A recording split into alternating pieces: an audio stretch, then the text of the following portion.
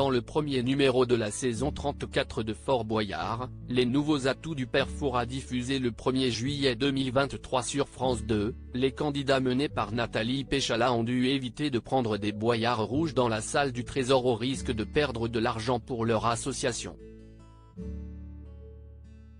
Une polémique pour débuter la saison. Le samedi 1er juillet 2023, France 2 a inauguré la 34e saison de Fort Boyard, les nouveaux atouts du père Fouras, présentés par Olivier Mine. Pour la deuxième année consécutive, le jeu était placé sous le signe des atouts maudits, un dispositif qui permet au père Fouras de mettre en place de nouvelles règles à chaque émission.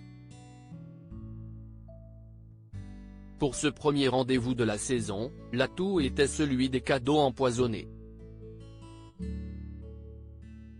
Autrement dit, si le vieux sage proposait à chaque fois un cadeau spécial à l'équipe menée par Nathalie Péchala, cela s'accompagnait d'une contrepartie moins joyeuse pour les candidats. Fort Boyard, France 2, à quoi servaient les boyards rouges dans la salle du Trésor? Le cadeau qui a fait le plus parler est apparu en fin d'émission. Pour la première fois dans la longue histoire de Fort Boyard, des boyards rouges sont tombés en même temps que les boyards classiques dans la salle du Trésor. Si les participants avaient le malheur d'être reversés dans le chaudron, cela équivalait à 500 € en moins par pièce rouge récoltée.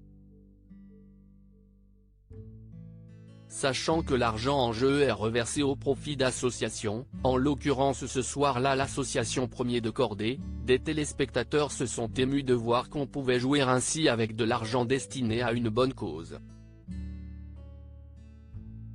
Polémique des boyards rouges, les candidats n'ont pas à avoir honte de ce qu'ils ont ramassé, se défend le producteur de Fort Boyard contacté par Télé Loisirs. Le producteur artistique de Fort Boyard, Guillaume Ramin, tient à apporter quelques précisions. Le boyard rouge n'était pas juste un handicap pour les candidats puisque le père Fouras a doublé dans le même temps le cours du boyard. À l'image, les gens ont eu l'impression qu'il y avait beaucoup de boyards rouges mais il y avait 50% de boyards rouges et 50% de boyards normaux. Autrement dit, alors qu'un temps normal, chaque pièce récoltée équivaut à 10 €, sa valeur s'élevait cette fois à 20 €. Ils ont ramassé 12 218 € à 5 candidats. Quand on sait que le gain moyen dans l'émission tourne autour de 14 015 millièmes d'euros, ils n'ont pas à avoir honte de ce qu'ils ont ramassé, défend Guillaume Ramin.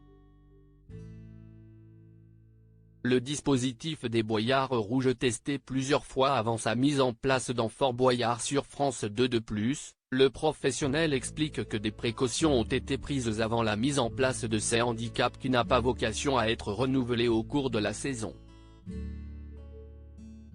Ces variantes, on les répète avant avec des candidats testeurs. Quand on a décidé de doubler le cours du boyard et d'enlever 500 € à chaque pièce, c'est parce qu'on avait testé ça 5 ou 6 fois avant et qu'on s'est rendu compte que le gain était approximativement le même que sans cette nouvelle mécanique. L'équipe n'a en rien été pénalisée samedi, appuie le producteur artistique. Si le résultat est le même au final, on peut se demander quel est l'intérêt d'un tel dispositif. Le but, c'est de voir comment des candidats vont être étonnés et vont s'adapter à une règle qui change au dernier moment. Les atouts du père Fouras permettent de redécouvrir des grands classiques du fort, explique notre interlocuteur. Qui précise, on a eu beaucoup de retours positifs samedi. Les chiffres étaient très bons, 2,40 millions de téléspectateurs et une part de marché de 15,4%, note de la rédaction, avec un des meilleurs lancements des 10 dernières années et une courbe ascendante. Après, les gens sont attachés à la salle du Trésor et certains aiment retrouver leurs classiques tels quels. On peut le comprendre. Guillaume Ramin, producteur du jeu de France 2, Fort Boyard, ce n'est pas l'école des fans mais une autre polémique s'annonce dans les semaines à venir pour un prochain numéro de Fort Boyard. Dans le cadre de l'atout des malédictions du père Fouras, si les candidats tombent sur le Boyard maudit dans la salle du trésor, les gains destinés à leur association seront cette fois divisés par deux.